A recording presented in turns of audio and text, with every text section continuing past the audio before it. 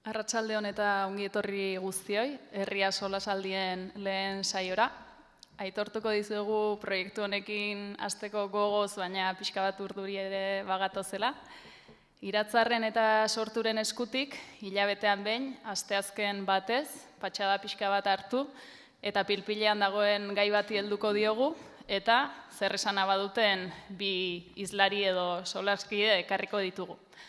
Gaurkoan abertzaletasuna izango dugu hizpide eta Lur Albizu eta Andoni Olariaga hizkide.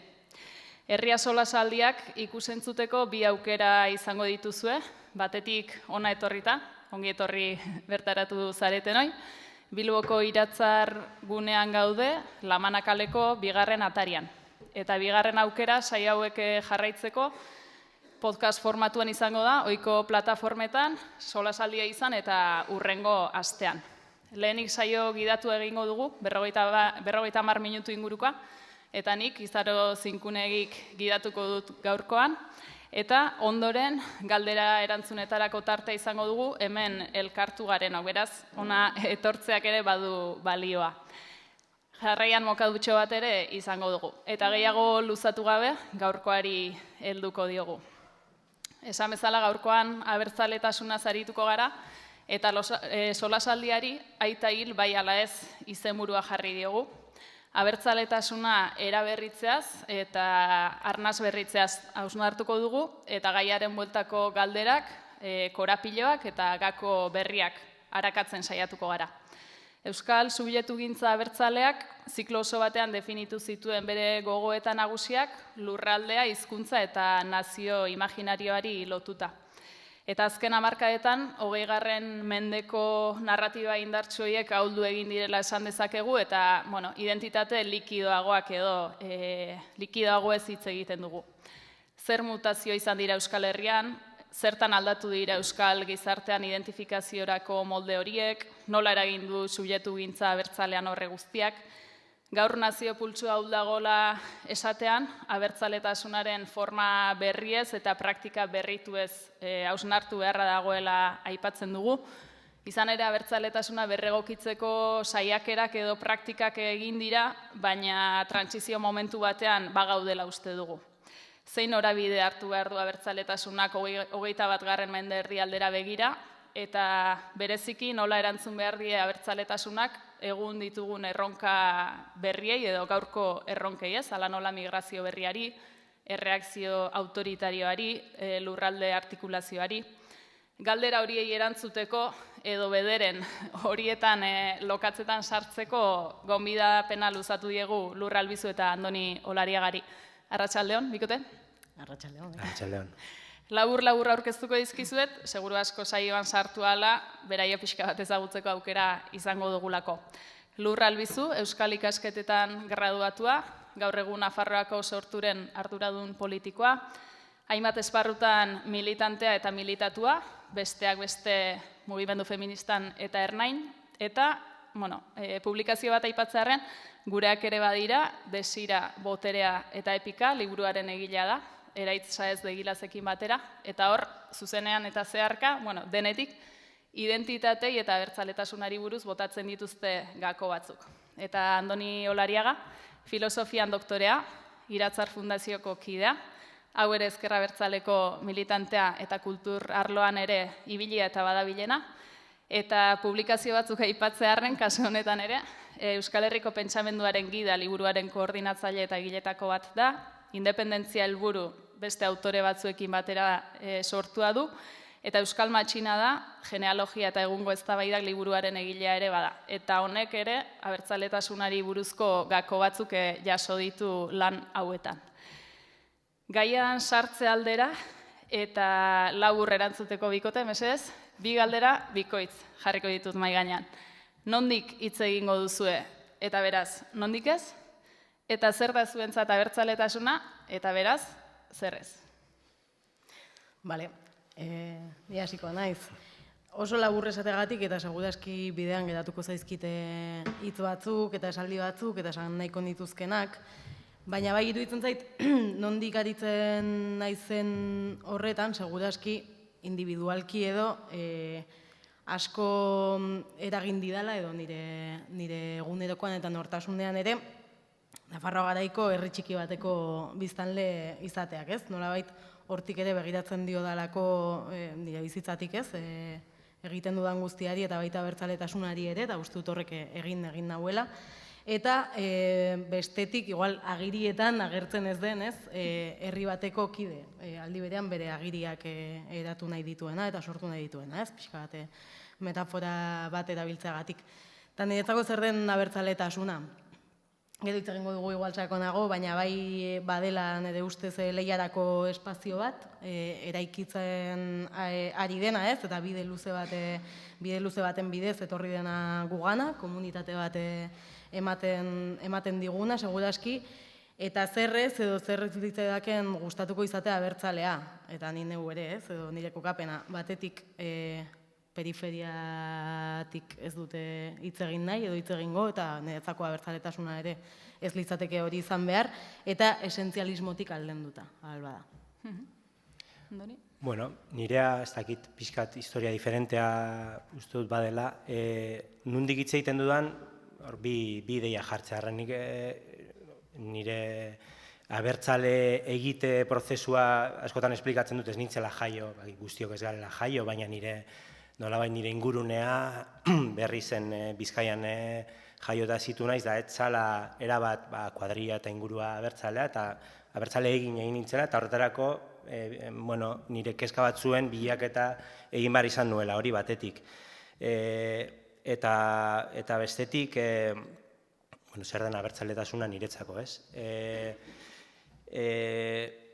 Tresna bat da, nintzako evidentea da, tresna bat baino gehiago da, zer da baino, zer da galdera, nik uste hor Lurrek eta Biok segurazki asko aipatuko dugu, ez? Galdera hauek mugimenduan ulertu behar direla, eta zer da zer izan behar da bilakatzen dela gehienetan, ez? Ez dela galderaren erantzuna, ez dela berdina 60. hamarkadan, 2000. hamarkada hasieran, ero gaur egun, ez? Eta mugimendu horrek galdera hori nola eragiten dion, nik uste horren inguruan pixka bat mintzatzen saiatuko garela, ez? Baina hori izango nuke, abertzaletasuna badela, tresna bat maila baten ere, inkluso desagertzera bidean egon beharko lukeena, maila batean, proiektu politiko bezala, beste maila batean, transformazioan egon behar den identifikatzeko eta mundu ulertzeko modu bat, eta azkenik, hori ez eraldaketan dagoena, eta eraldaketa horren gakoak ulertzen saiatu eta horrekin batera transformatu behar garela guztiok. Nik horrela ulertzen dut. Bale, nire ustez gaur egun behintzat erantzun bideak ematea oso zaila da. Oso zaila da, eta ez dakit gezurrekin lotuago egonen litzateke, baina, pixka bat zerbait esateagatik ere. Ez nagolako oso ados ere, batzutan gure buruari ematen diogun ahuldade sentsazio horrekin, ez? Batzutan ere nazio pultsuaren galeraz hitz egiten ari garenean, egia da badaudela elementu asko kezkarako motibo direnak, baina beste batzuk ere pozerako eta etorkizunera begira, ez? Itxaropenerako helduleku izan daitezkenak, ez? Orduan nik uste biei heldu behartzaiela, eta aita hil bai ala ez. Galderara goaz. Hasiko naiz baietik. Uste dudalako 2024an gauden honetan edo, ez? Hemen gaudela, eta hemen daudela mugimendu abertzaleak, eta hemen gaudela gu geu ere, eta proiektu politiko, ez? Eraldatzaile bat dugunok, beste batzuek aitak edo aita batzuen parte batzuk hil zituztelako ere, ez? Eta nolabait berritzen joan den, edo berritzen jakin duen, eta garaietara egokitzen jakin duen abertzaletasun baten parte sentitzen naizelako behintzat. Gero itzaren gozuzuk ere, ez?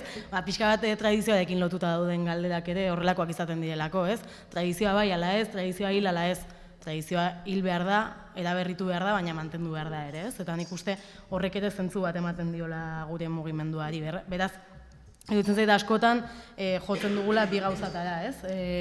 Edo bai edo ez, inoiz edo askotan hil izan dugu beste gauza bat sortzeko, baina oinarri komun batzuetatik, ez? Nire ustez hori da interesgarriena abertzaletasunarena, edo gutxienez herri bat eraikitzearen ikuspuntutik oinarri batzuek eman digutelako orube bat, baldintza batzuk aurrera egiteko, baina garai berrietan beste molde batzuetara edo eraberritzeko aukera eman diguna, ez? Eta uste dut hori dela klabetako bat, mugimendu eraldatzaileek irauteko bere zentzu onenean, ez? Guk batzuetan edo liburuan eta solasaldietan ere aipatu izan dugu, ez? Ez direla belaunaldi berriak garai berriak baizik, ez? Bestela ematen duelako ari garela berritasunaren diktadura batean, eta orain ere oso liberala izan daiteken marko batean, ez? Ez, orain artekoak ez digu balio, eta beraz hori berritu behar dugu, ez ez. Osa, orain artekoak balio digulako aldatu dezakegu. Orain artekoak ematen digulako oinarri bat, ez? Eraikitzen jarraitzeko, eta gero segi. Bai, nik igual testu ingurua jartzearen, eta horretan ados nago zurekin, eta mugimenduan dagoen ez da bakarrik mugimendutarri bat izaten, norbera izaten da, eta ja, edadean aurrera junala, konturatzen zara eztabaida hau gutxienez 20 urtez izan duzula, ez? Galdera honetatik bueltaka, eta gainera, gaizki oroitzen ez baldin badut, 2009 ondoren, ez? Euskal Herrian beste eszenatoki bat irekitzen denean, galdera hor zegoela, oso modu baita ere radikalean planteatzen zuten erantzunak ere hor bazeudela. Oraindik ere, zoritxarrez edo zorionez egunerokotasuna dakatena, abertzaletasunari lotuta. Eta bai sentsazioa daukat, galderanen erantzuna askoz ere ezain zerebralegia dela gaur egun, bai mugimendu bezala, eta identifikatzen naiz ere, bai individualki nola ulertzen dudan hau. Galdera guzti hauen atzean, batzuetan hau gertatzen delako, eta nik uste garai horretan hau ere gertatu zelako, ez?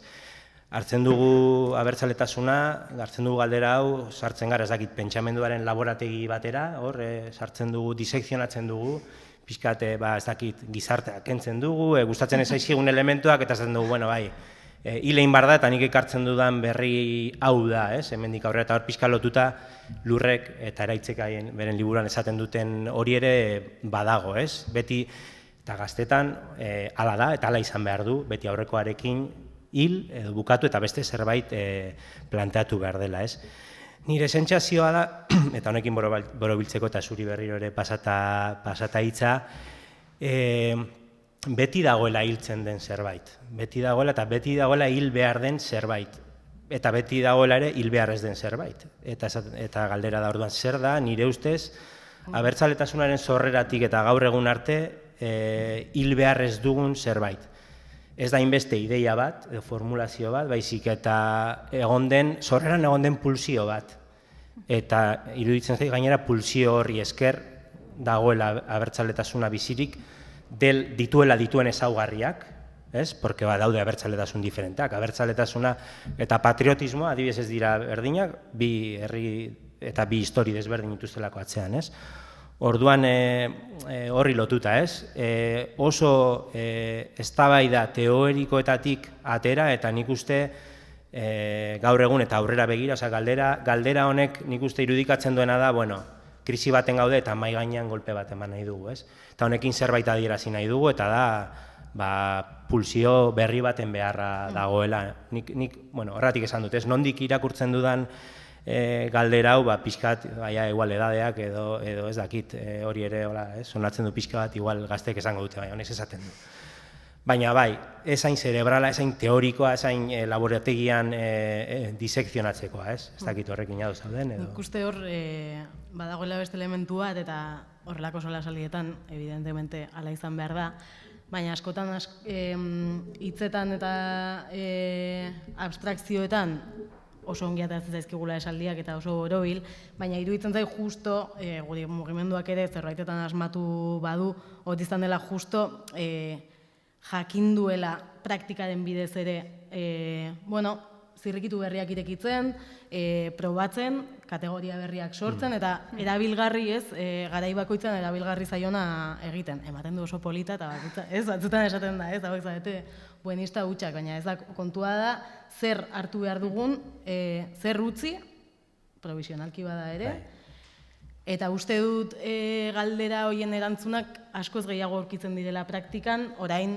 kategorikoki guk zerbait baieztatzea baino izan daitekeela provokatzaileagoa edo ez, eta saiatuko gara egiten, baina hori dela, ez? Praktikaren bidez komunitate bat nola autoeratzen den, nola eraikitzen den, eta uste dut ambizio horretatik ere egin izan dugula eta egiten ari garela. Eta igual orain nire papela aldatuz, zuk ere zure aldatu duzula. Horrekin esan duen aita ez hiltzeko. Horregatik. Eta zer hil behar den. Eta hau gainera ez da gauza berria, ere esango nuke, uste dut, 70 hamarkadan ere bazeudela oso aurreratuak zeuden gogoetak, ez dakit jakinen eta kulturarloko inguru horretan, eta erakundearen eztabaidetan baita ere, eta nik uste hil beharreko edo nolabait badago pulsio bat beti herri bezala daukaguna edo zapaldutako sujetuek uste dut izaten dutena oro har, baina gurean ere bereziki ematen dena eta da justifikaziorako behar hori, ez? Eta ez hainbeste abertzaletasuna eta abertzaletasuna eman daiteke forma askotan, ez? Gero igual gehiago aipatuko dut hori, baina historiatik, hizkuntzatik, lurraldetik eta baina hori ez ulertzea hainbeste estrategia politiko bezala, porque azken finean gure abia puntua da, oraindik herri bezala ez daukagula ziurtatuta gure etorkizuna, eta beraz, abertzaletasunaren inguruko planteamenduak joan behar direla abertzaleak sortzera. Zoritxarrez edo zorionez, zoritxarrez gehiago, baina oraindik ere abertzale gehiago behar ditu herri honek aurrera eramateko dituen erronka guztiak, ez? Orduan, hor esango nuke hori justifikazioan bilatutako, eta justifikazio horrekin esaten ari naiz, ez dakit, agian gaur egun ez da hainbeste ematen, ez? Baina, historiara jotzea, ziurtasun bila esateko, hemen izan genuen estatu bat, eta edo hizkuntzara jutea, edo lurraldera jutea, edo ez dakit nik nora jutea, edo simbolo edo kanta batera jutea, ez? Bilatzeko, legitimoa den gauza bat, eta da, jendea elkartzea, abertzaleak sortzea, baina ez konturatzea, lehen esan dudala, horren atzean dagoela pulsio cerebral bat, intelektual hutsa, eta ez diona begiratzen horrek inpaktua izango duen, benetan, potentziala izango duen abertzaleak sortzeko edo ez. Eta niretzako galdera hori izan behar da, abertzaleak sortzeko potentziala dauka diskurso edo praktika diskursibonek edo ez. Bueno, esperotakoa gertatu da, aita hil bai eta ez, edo bai baina, edo ez eta erantzunak jaso ditugu, bota dituzu, klabe batzuk, aita laborategian sartu eta disekzionatzea eta alakoak. Ados daudetena bada behintzat, eraberritu beharraz, edo mugimenduan, testu inguruari erantzunez, abertzaletasuna berritu beharraz. Baina egia horretarako alternatiba solidorik, edo modu solidoan eraikitakorik ez dela planteatzen, eta horren bueltako galderak badaudela, badabiltzkigula. Ze abia puntutatik abiatzen gara, ze korapilo eta tentsio daude, ertz batzuk atera dira, baina nahiko nuke horre sakontzea. Bai. Agian aurreko aria jarraituz pixka bat, ez? Eta abertzaletasuna tresna bezala eta momentuan abertzaleak sortzeari lehentasuna eman behar dion proiektu bezala, ez? Hor badago Joseba Sarrionandiak idatzi zuen Mora Garabelaino artean, eta bukaera aldera planteatzen zuen zeudela aberria edo abertzaletasuna ulertzeko lau modu gutxienez. Bat zen sentimentala, denok modu batean eta modu oso diferentean dakaguna, inkluso batzuetan proiektu politikoaren kontra ere jun daitekena, eta ulertzen duna, mugarik gabeko, eta beste ez, bere lurraldea, ez dakit, poema bada, edo kanta bada, edo Euskal Herriaren irudipen bada, ez. Hori batetik, beste hizkuntzari lotutako abertzaletasuna, historiari lotutakoa, eta hori, proiektu politikoari lotutakoa, ez. Iruditzen zait, abiapuntua dela, oraindik gaudela katramilatuta batzuetan, ez dakit zein den egokiagoa edo bata edo beste, eta ez, eta nolabait eztabaida batzutan eskizofrenikoak direnak, ez? Ez dakit, lehen aipatu dudana, baina horretan insistitu nahi dut, ez dakit, ateratzea zerbait, liburu bat, justifikatzen, arrazoi historikoekin, Gernikako Arbola adibidez badela guztion ereserkia, eta beraz, arrazoi historikoak atzan daudelako, nahiz eta gero horrek inpaktu eta potentziala ez izan, bete nahi duen utxune hori betetzeko, hor jartzea arreta, ez? Eta hau ez dut nahi honetan insistitu horren atzean dagoen jendearekin sartzagatik, ez? Baizik eta iruditzen zaidalako sintomatikoa, esparru batzuetan abertzaletasunaren eraberritzearen eztabaidari, ez? Eta nik uste krisietan gertatzen dela, ez?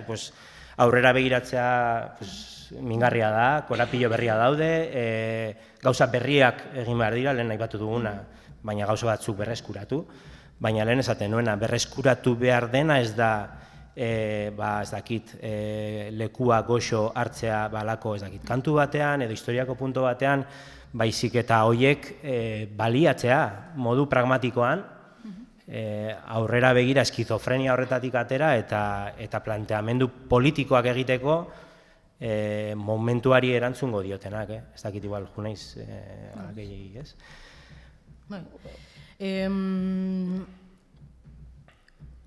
Nik ez dakit alternatiba solidorik egongo den. Eta hori planteatzea edo horren beharra izateak ez dute gaituen gehiago korapilatzen, praktikan edo gure praxietan jarri beharrean ez dakit, arreta, ez, nolabait. Eta iruditzen zait, beste alde batetik ere, herri hau eraikitzen ari dela berez, osea, berez ez, badaudelako indar asko eta mugimendu asko horren alde, ez, edo disputa edo lehia horretan, orduan, iruditzen zait pixkat, badaudela eztabaida batzuk, epikarekin lotuak daudenak bezala, ez, emate dutela, irudi zurrun bat edo bakar bat epikari lotua adibidez, eta ez dutenak aintzat hartzen, gaur egun ze beste sujetuk erabiltzen duten epika hori, beste forma batzuetan bada ere, ez, hori alde batetik. Total, berriz galdearen kontra, baina, bueno. Eta iruditzen zait hor, korapiloen artean, niri ateratzen zaizkit batzuk, da batetik oso errazkeria bat da, hau esatea, baina estaturik gabeko nazio bat izaten jarraitzen dugu. Hau da, ez dugu egiturarik, ez behar ditugun edo behar dugun buru jabetza izateko eta beraz herria eraikitzeko beharko genituzken baliabide guztiekin, eta iruditzen zait batzutan hitz egiten dugula edo aritzen garela edo borrokatzen garela dagoeneko hegemoniko bagina bezala. Eta ez zait problematikoa hori bera iruditzen, baizik eta Euskal Herriak bere osotasunean badituela beste erronka asko eta hor korapiloetan, edo ideien artean ere askotan aipatu izan da, ez? Euskal Herria ez den horretatik ere eraiki behar dela eta Euskal Herrian dauden errealitate hoiei ere begiratu behar zaiela eta beraz ikusi behar dugula Euskal Herri ez edo ez leku horietatik ere nola eraikitzen dugun herria eta zenbat bide dagoen oraindik ere egiteko, ez? Disputa horretan nahi bada eta iruditzen zait lurraldetasunaren korapiloa eta ez naiz ari periferiaren ikuspegi batetik edo ez bokazio horrekin behintzat ez nola egiten den, ez? Eta batzutan iruditzen zait abertzaletasuna hitz egiten dugula ere unibertsalak bagina bezala eta borrokan ez bageunde bezala bi estaturekin, ez? Batzutan hori galtzen dugula pixka bat gure iparrorratzetatik edo, hau ez dakit zuk zer pentsatu duzun. Ados nago, eta gainera, beste, hurrengo puntua edo jarriko nuena oso lotuta dago korapilo nagusi batekin, ez? Nik uste zapaldua den identitate bezala, abertzaletasunak ere, gaur egun ez, berriro ETB2 jartzen baldin badugu eta baia semanita ikusi, dirudi 80. hamarkadan gaudela oraindik, ez? Umore regionalista eta nolabait euskalduntasuna ulertzeko modu bat. Horren atzean ikuste badagoela korapilo bat eta da nola ulertu, nola eraiki Euskal Herritik aniztasunaren diskurso eta praktika. Eta esplikatzen naiz. Pixka bat aita hiltzarekin lotua dago. Nolabait gainditzea egoera subalterna hori, nolabait zapalduarenak esan nahi du aditz hori, euskal hori, nolabait oso lotua dagoena, bai Espainiar estatutik eta Frantziar estatutik ezarri dizkiguten ezaugarri jakin batzuei, bai semanita bezalako programatek erreproduzitzen dituenak, hori gainditzeko Euskal Herritik bertatik eraiki behar dela anistasunaren diskurso eta iruditeria, ez? Zot hori egiten ari garela, adibidez, bueno, niz nahi nafarra, permitituko naiz eta bestela zuzendu, baina, ez, pixkat eskema batekin jutarena herri osora, nola Nafarroan azken urteetan egiten den nolabait entre komillas edo esatearren pauso bat atzera, nafartasuna disputatu eta iruditzen zait pauso gehiago aurrera, askoz gehiago aurrera emateko bide bat ireki, ez? Baina horrek irekitzen dio, abertzaletasunak izan behar duen erronka berriei beste eztabaida bat, eta da, eta oso lotua dagoena, konfederalismoaren proiektu politikoarekin, ez? Hori ez da bakarrik proiektu politiko bat, horrek eskatzen du atzean, iruditeria bat, ulertuko duena badagoela berdinak garen on esparru bat, baina desberdinak modu askotan, ez? Desberdinak garen on esparru desberdinak, Nafarroa eta Ipar Euskal Herria gutxienez, lurralde ikuspegitik, eta horrek eskatzen duela lanketa bat, orain gaude beste abia puntu batean zorionez horri heltzeko, porque eztabaida honek 60. hamarkadan etxekan lekurik, baina honek nik uste erronka eta korapilo handi bat uzten digula. Korapilloa da nola lotu ez, diferentzia, ez bakarrik prozesu bezala, ez bakarrik EAE aldetik Nafarroa baizik eta iruditeri aldetik, ez? Hau esaten dut, normalak, entre comillas, diren sujetoek ez dutelako identidaderik, identidadea banatzen dutelako, ez? Eta Euskal Herriak eta abertzaletasunak nahi badu beste pausori normaltasunerantz, Euskal Herria izan behar da, ez dakit, identidadak, ero diferentziak modu positibo batean, ez bestek egiten duten bezala diferentziekin eraiki behar dituena. Hori pixka bat, ez, lurralde iruditeriari lotuta. Pixka bat zirikatze aldera, eta nola egiten da batera baina geuretik, zer behar du baterak baina nireak, edo, bueno, ez dakit, zirikatzeko.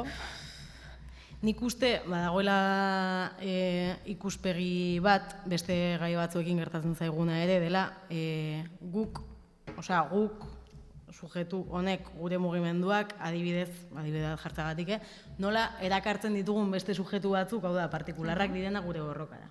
Eta uste dut ikuspegi horrek, dikotomia faltsu bat, edo, mailaketa bat egiten duela nor den gidatzen duen eta nor etortzen den, zuzena izan daitekena, evidentemente, ez, borroka estrategiko bati heltzerako orduan, baina ez diona uzten besteari ja izaten, ez dakit nola esan, ez? Eta prozesuak artikulatzen dituenak. Nik adibidez, nafartasunaren adekin, uste dut ez duela erantzuten, baina justo nafartasunaren disputa hori berria delako.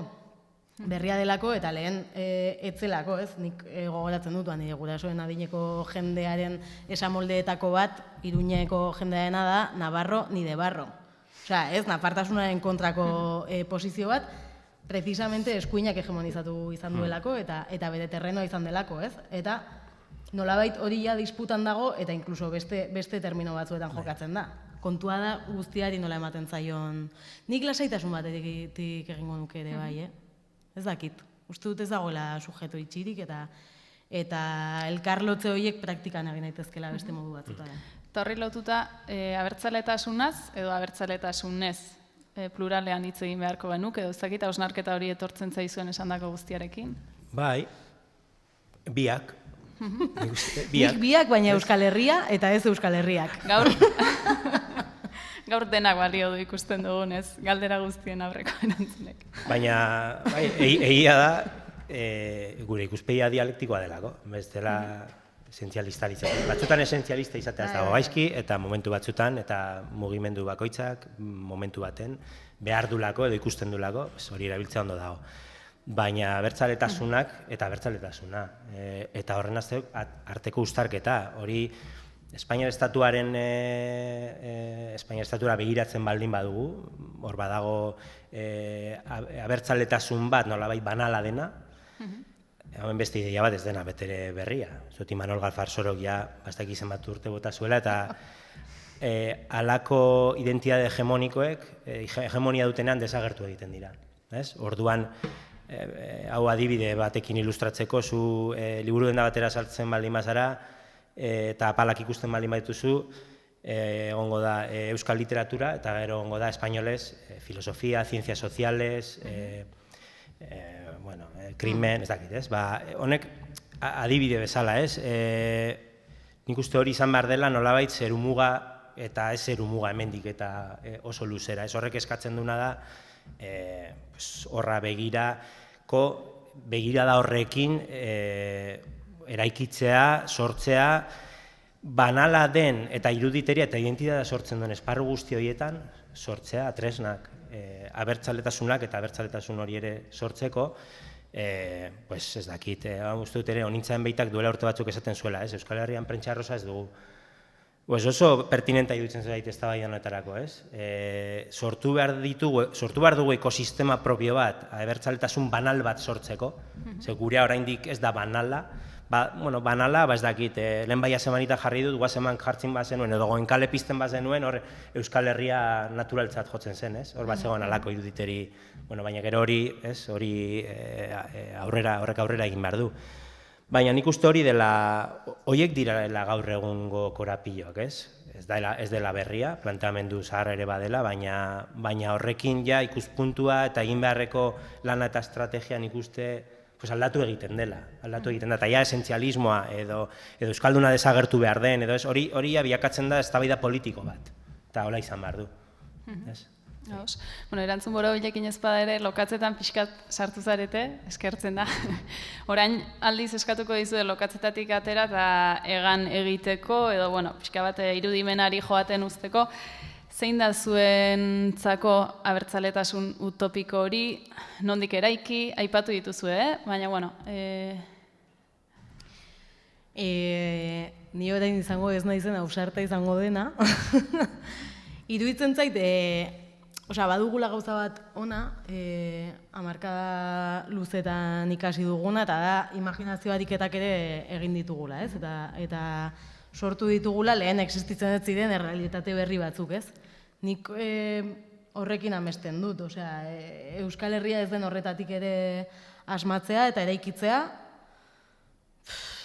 eta ez dakit, bere burua gobernatzen duen komunitate bat. Bai, eta nik oso lotuta zure ideari, niri gustatuko litzaidak hemendik 10 urtera, Urrutiago, Andoni. Kasu honetan, utopia. Harridura bat sentitzea, eraikitzen diren abertzaletasun forma berrietan sorpresa bat eramatea, eta esatea kontxo. Orain oso ausarta gara, oso teorikoki esaten dugu esparru berrietara zabaldu behar dela, eta baina nik irudikatzen dut hori, benetan dimentsio hartu duena herri honen biziraupenerako esparru berrietan jauzi egin behar dela, eta beste provokazio bat botatzeko aurrekoarekin lotuta.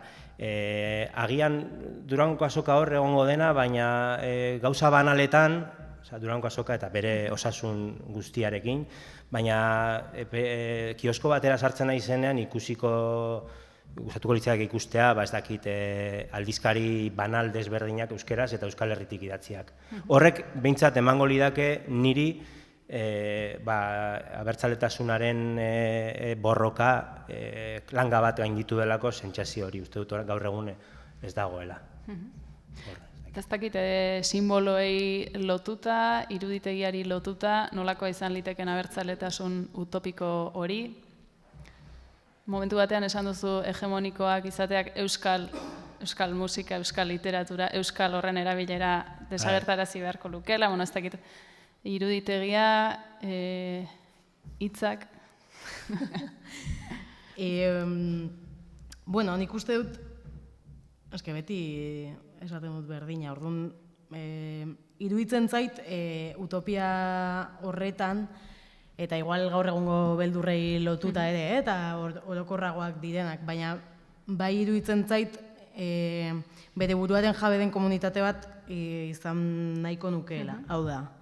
Hemendik eta hamarkada askotara ere Euskal Herrian, ez dakit nola esan, elkar nahasteko aukera izango dugun herri bat izango dela. Ez dakite lotzen duan gehiago individualismoaren joera batzuekin eta, baina bai iruditzen zait hemen justo, askotan hitz egiten dugu komunitateaz eta zein dar daukan Euskal Herrian, eta iruditzen zait, aita ez hiltzearekin lotuta, gutxienez poteatzen jarraitu beharko dugula. Eta pozik geratuko nintzateke tabernak existituko balira, edo gutxienez poteoa, ez dakit ja ze formatan, Bai, eta mendi lasterketez gain, mendi irteera kolektibak bueltatuko balira ere pixka bat, ez? Horrekin adibidez. Bai, Igual beste modu batekoak, eta nik ere babesleku bezala ulertzen dut, ez? Eta orduan, lehen aipatzen genuen gure artean, abertzaletasuna zer den, oso halako esparrutan edo esparru ideologiko antzekotan zaudenean, abertzale zara, esan gabe, baina gero gizartean jantzi oso pisutsu bat eramatea bezala da, ez? Eta pisu hori arintze bezala ulertzen dut nik, ez? Batez ere, ez da honengatik beste borroka batzuei muzin egiten diegula, zen ikuste asmatzen dugula, eta abertzaletasuna gure herrian horregatik esan dezakegu ezkerretik, eta beste herri askotan ezin dute abertzaletasuna ezkerretik esan, eskuin muturrak hartuta dakalako, eta guk ez bakarrik hori, baizik eta herri ekimenak egiten ditugu, tradizioak eraberritzen ditugu, hori nik uste hori badela, ez, gure indargunetako bat. Baina nik horrekin lotuko nuke, jantzi hori arindu, jantzi horrek pisua duelako eta mantentzen gaituela alako korapilotan, ostras, ematen dula, amorroa ematen du, honekin gainean bizitzeak eta egon behar izateak, nik esaten nahi naizena, edo beste zapalutako sujetuek esaten dutena, kasu honetan berdina da, eta daka intensitate desberdinak, baina nire ustez hori izan beharko litzatekeela, 10-20 urtetan gure borrokak ekarri beharko lukeen ondoriotako bat, bai. Normalagoak izatea, normalaren zentzu honean, normaltasun horrek hartzea gaur egun hartzetan dauden horiek eta abertzaleak garela esaten dugunean guzti horretaz hitz egitea abertzaletasunak, eta horrek dakan potentzialarekin erronka berri erantzuteko gaitasun handiagoa izatea. Eta gehiago izatea, klaro. Osa, gogorazi behar izatea bestei gogarela euskal. Eta utopia horretan abertzaletasunaz eztabaidatzen egongo dira, egongo gara, egon beharko genuke, aita hil baiala ez galdera mailan egongo litzateke jadanik ez? Mugimendua aipatu duzuelako? Segundun gauden, ez? Nik uste eztabaidak beti egongo direla, eta egongo ez badira ez garela bizirik egonen kontua da eztabaida horiek igual beste zerbaiten inguruan ere izanen direla, orain ere diren moduan, Bai, iruditzen zait, abertzaletasuna zer den garai, ez dakit, utopia horretan ere beste eztabaida bat litzatekela, seguraski beste pixu desberdin batekin, eta igual beste distantzia batetik ere, ez dakit. Beira, nik orain arte esaten nuen abertzaletasuna estadu baten, Euskal Herriak estadu bat lortzearekin desagertuko litzatekela, uste dut ezetz. Desagertuko litzatekena da nazio askapen forma hartzen duen abertzaletasuna. Baina gizaki kolektiboa da, orduan ere kolektibo bat izango genuke, estadu baten forman, eta hor ere abertzaletasunak ezagutu beharko lituzke forma berriak. Abertzaletasuna orduan ez litzateke, lehen esan dudana, diferentzia kudeatzen dituen txapela litzateke, eta orduan hor aldatuko litzateke bere posizioa, zapaldua izatetik, agian zapaltzaile izatera. Ojala, haiegatzen den momentu hori, eta momentuan heltzen denean ikasiko dugu, orain aldarrikatzen ari garen hori, bestei ez egiten, heltzen denean momentu hori. Urtixeago joan gara, utopiara joan gara, orain erdibideko bestelako kontu ez ere edo denborez aritu nahiko nuke. Izan duzu tentazioa galderan zehar denbora ekartzeko edo hurbiltzeko, utopiak eta distopiak alde batera utzita, errealismo ariketa bat, 10 urte barru, abertzaletasuna nola irudikatzen duzue? Ja esan dute. Iruditzen zait hori, bizirik egotea dela borrokan egotea eta mugimenduan egotea, orduan uste dut 10 urtetan borrokan ibiliko garela, edo gutxienez abertzaletasuna ere disputako elementu bat izango dela lehiagoen egonen dena beste posizio batekin. Gustatuko litzaidake orekatuago lurraldeen artean, Euskal Herria osotasun batean hartua, zentzu onenean, osan nahi dut. Bai, beste posizio batean egotea gustatuko litzaidake, eta badakit disputan egonen dela, egon beharko dela, eta orduan ez horrek esan nahiko du, beste zerbait ezagutuko dugula, edo beste forma batzuk izango dituela. Iguala ez hain eraldatuak, iruditzen zait, begiratzen badiogu duela 10 urtekoari, batzutan gure buruari tranpa bat egiten diogula iraganari begira ere, ez? Edo iragana beti izan da, oraina baino hobea, zentzu batzuetan, edo batzuetan jokatzen dugu ez eraldatu ez balitz bezala. Eta uste dut, aztertuko bagenu pixka bat ere, duela 10 urte non geunden, duela 20 urte non geunden, non zegoen Euskal Herria, eta zer gertatzen ari zen, gure gizartean, seguraski elementu pila bat aterako ditugula diferenteak, ez? Osea, dagoeneko ez beti egon dela mugimenduan, eta uste dut bizirautearen zentzu honenean, edo irautearen zentzu honenean, hori, ez horretan egongo dela Euskal Herria, edo hori nahi dut nik. Nik horri egoitzeko eta ja, galderak plantatzen nau, ni personalki 50, 60, eta hor bai ikusten dut, esango nuke gustatuko litzaidake garaiko abertzaletasun horrek ez izatea tentazioa, gaur egun tentaldiak nagusitzen edo, batzuk agertzen ari dira, bizitzako momentu bati, personalki edo individuo bezala bizitza bukatzen ari den, bidezidorrak hartzeko tentazio hori, ez? Ez dakit lotua den, jada, generazio batek, eta generazio horrek ekarri gaitu, eta generazio horrek oraindik ere borrokan segitzen du. Generazionala den pulsio bat da, baina ere zabaltzen da gehiago, porque gero nazi egiten da taupada atzerakoiekin, eta pixka bat dago hor bidezidorrak hartzearen tentaldi hori, ez? Orain abertzaletasunaren formulazio batzuk, ez dakit, hizkuntzaren zapalkuntza eta migrazioa lotzekoa, eta bar, eta nik uste dut hori ez dela gure abertzaletasuna.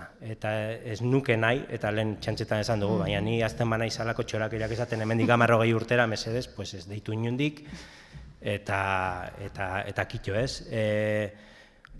Hori da daukagun indarra, da ez dugula gure bizitzan lortzeko zerbait borrokatzen, baizik eta aurrengoentzako bidea ahalik eta potentzialidade handiagoarekin usteko borrokatzen nik uste ez. Eta hori presente izatea eta nik abertzaletasunaren etorkizunean hori nahiko nuke. Ez dakit pulsio hori dadekin datorren, ero gizonak ekartzen dugun gehiago, baina hori ez izatea. Eta 10 urte barru garaiko erronka berri hauei erantzuteko gai ikusten duzue, abertzaletasuna asmatuko dugu egungo erronka berrietara moldatzen egokitzen, hori erantzuten. Bidezidorrak albo batera uzten? Nik uste dut baietz, asmatu asmatuko dugula. Lortzen badugu, nola baitez, oinarri indartsu batzuk edo komunitate indartsu eta, ez dakit, indartsu bat izaten, iruditzen zait horretarako osagaiak baditugula eta gehiago izan behar ditugula, desde luego, iruditzen zait hor bidean ere, beste bidezidor batzuk edo tentazio batzuk ere agertuko zaizkigula. Nik uste baiet. Bai.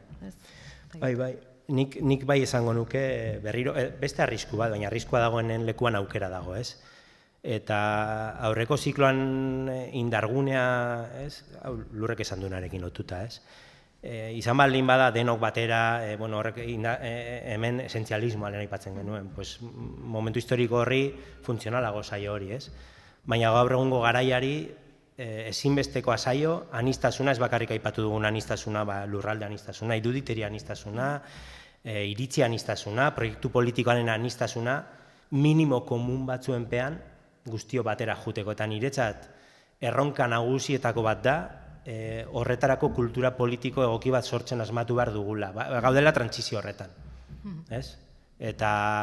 Eta tentazioa izango dugula, beti anistasun hori ezabatzeko, erosoagoa delako, eta epe motzera begira eraginkorragoa da batera jutea anistazuna ezabatuta, nik uste peluzera begira eta herri bezala gaur egungo errealitateak eskatzen duela kontrakoa. Orain azken ariketa bezala, 10 urte barruko Andoni eta Lur. Esaldi bakar batean, bitan, zergatik zarete abertzaleak. Gorpuztu 10 urte barruko... Ni konfiantza handia dut, hemendik 10 urteko Lurrengan, así que orain esango nukeena esango dut. Ez, iruditzen zait, niri abertzaletasunak, munduan egoteko modu bat eman dit, zentzu bat, nortasun bat, eta ematen dit ere estrategia bat, ez? Igual, bide horretan edo, bakoitzak edo norberak duen bide horretan iruditzen zait, askotan, nigandik hasita edo badela, ni abertzalea naiz, ni euskaldun jaiotzea erabaki zutelako nire gurasoek, ez? Eta horretarako egin zutelako prozesu bat, eta hartu zituztelako erabaki batzuk, ez? Eta orduan nik hortik ere begiratu izan diote munduari, eta beraz, zeuden baldintzekin, nire bidea izan da, ez nola beste remediorik abertzalea izatea baino, segun eskin nire ondokoek ez dute berdina hartu ere, baina iruditzen zait, hor nire nortasunaren parte handi bat ere badagoela, ez? Bereziki euskarari lotua. Eta gero beste zentzu bat eman diot ere, estrategia bat eman diot, uste dute erabilgarria zaidala, eta estrategikoa zaigula eta zaidala, eta hor bidean ere ez, ez dakit nola esan, baina proiektu politiko oso bat ere gorpuzten da, nire ustez, eta ematen zaio ez, askapen mugimenduari zentzu bat, ez, izan daitekena oinarri abertzalea daukana nire kasuan, baina beste osagai askorekin ere ezarria izan dena, ez, eta aberastu duena behintzat nire burua edo nire abertzale izatea, izan feminismotik, boierismotik, beste leku batzutatik, eta horri beste zentzu estrategiko bat ere eman diona. Eta Andoni, 10 urte barru? Baina asko luzatu gabe, nik irudikatzen dut modu berdinean, baina nolabait gehiago mugiaraziko nauen eta sorpresak, porque herri honek nik uste beti harritzen gaitula, eta hori egia esaten dugu eta badirudi egindako esaldi bat dela, baina mugiaraziko nauena, ez nauena, hau badirudi ari naizela eskatzen, niri mesedez, ni ere parte izango naizen, eta orain daukadan zeru muga eta helburu eta iruditeria guzti hori orain lehen alaba zen eta orain zabaltzen ari baldin bada, nik uste hola dela, oraindik zabalagoa izango dela eta munduan egoteko modu eraldatzaile hori izaten jarraituko duela. Eta ez munduan egoteko modu folklorikoa edo ja nolabait porrotera edo zintasunera kondenatuta dagoena eta goxo dagoena bere identidadean. Eta momentu baten gainera esaten duena, ni onarte eraldatu naiz, baina ja hemen ez dakit hauek gehiegi datoz, porque etorriko dira, beste batzuk gauza berriekin. Eta nik hor ikusten dut, gustatuko litzaidak eta uste dut hor, egongo naizela eta egongo garela, positiboki erantzuten berriro, etortzen diren abertzaletasuna irekitzeko formulazio eta munduan egoteko modu berri. Ederki, erronka pertsonala jarri duzue zeuen buruei, honekin itxiko dugu, ibili gara egan, etorri gara, galderak, erronkak, mugimenduak, bidezidorrak, landu ditugu abertzaletasunari lotuta, gaurkoak onaino eman du, bai beintza saio gidatuak, urrengo saioa urtarrilaren 29an izango da, asteazkenez, 6:30, eta kasu honetan jatorri eta kultura aniztasuna landuko dugu, migrazioak Euskal Herrian lan eta bizik balio aldigu, izenburupean, oraingoan ere provokatzaile, etorriko gara, eta kasu honetan Xabi Iraola sorturen herrigintza arduraduna, eta Txef Irroko, Lab Sindikatuko idazkaritza antirrazistako kidea izango ditugu hemen. Gaur bezala, eztabaidak, kontraesanak, erronkak, ameskeriak eta kerik gabeko ametsak, denak izango ditugu izpide, badakizue, ona etortzeko aukera duzuela, Bilbon gaude, Iratzargunean, Lamana kalea 2 atarian, eta bestela, sarean, urrengo astean, ohiko plataformetan. Eta, saioa erritmoarekin bukatzeko, eskatu nahi nien gaurko bi gonbidatuei, abertzaletasunari lotutako abesti bana gomendatzeko. Horrela, bote prontoan. Bai, alo loko, ez? Nik kuraiaren zebra. Kuraiaren zebra. Ba, nik hau pentsatut eta ez dakit abertzaletasunarekin lotuta ero, ez? Baina dragoi bolaren hasierako, lehenengo bukaera kanta, ametsak ez dauka, zera. Ondo, originalak. Bai. Bueno, guk ere saioa prestatzen ari ginela pentsatu genuen bat, eta Merina Grisen Ardilatxen herrian da. Gogoetatzeko behintzat emango digu abertzaletasunaz. Hauen bi abestiak, iruzkinetan topatuko dituzu eta gaurko saioa Merina Grisen abesti horrekin amaituko dugu. Laster arte, eta eskerrik asko.